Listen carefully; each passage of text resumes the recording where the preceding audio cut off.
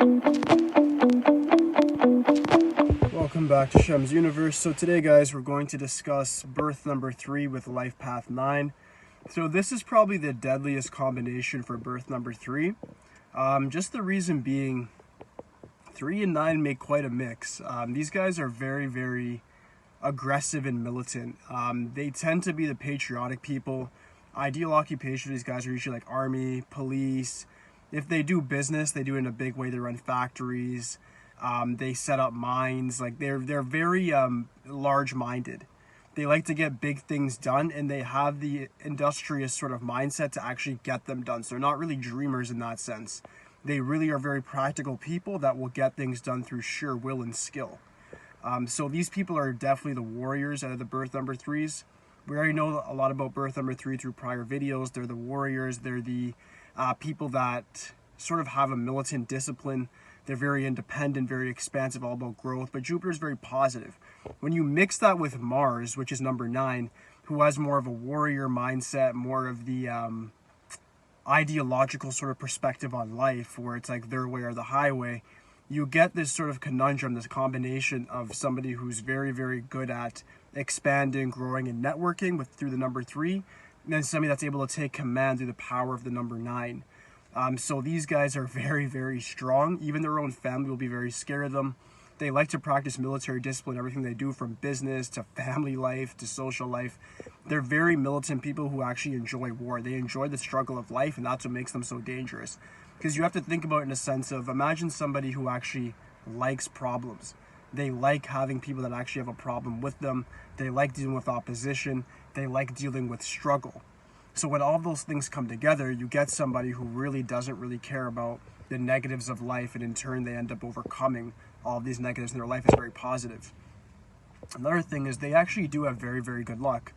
They do tend to have good inheritances from family. They have a good set of friends around them. They usually meet their friends through like martial arts, sports, military, etc. So that's the thing, is they have like-minded people around them that help them actually achieve their aims. And even if they don't, they're able to subdue people, manipulate them, they're cunning, and they end up reaping rewards in that way as well. If you're their enemy, I'd recommend being very, very careful. These people can be very vindictive. They could be like the lion and the fox, as Machiavelli would say.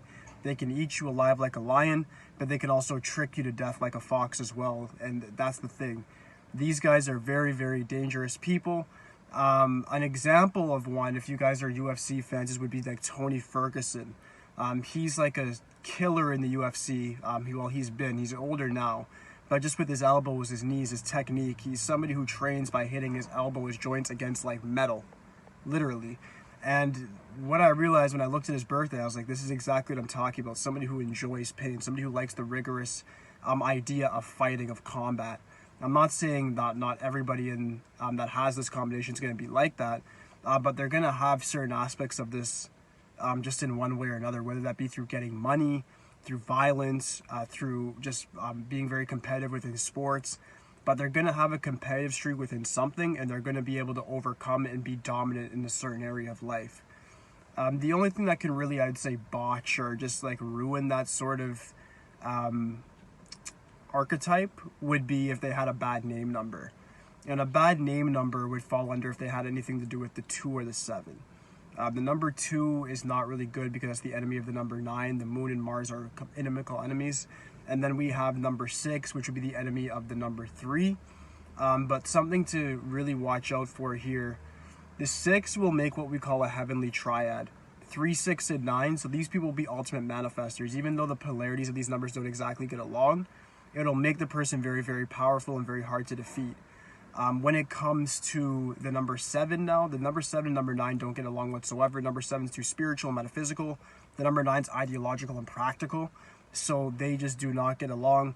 Having a name number in 7 with a life path in line will just lead a lot of internal conflict, internal discord.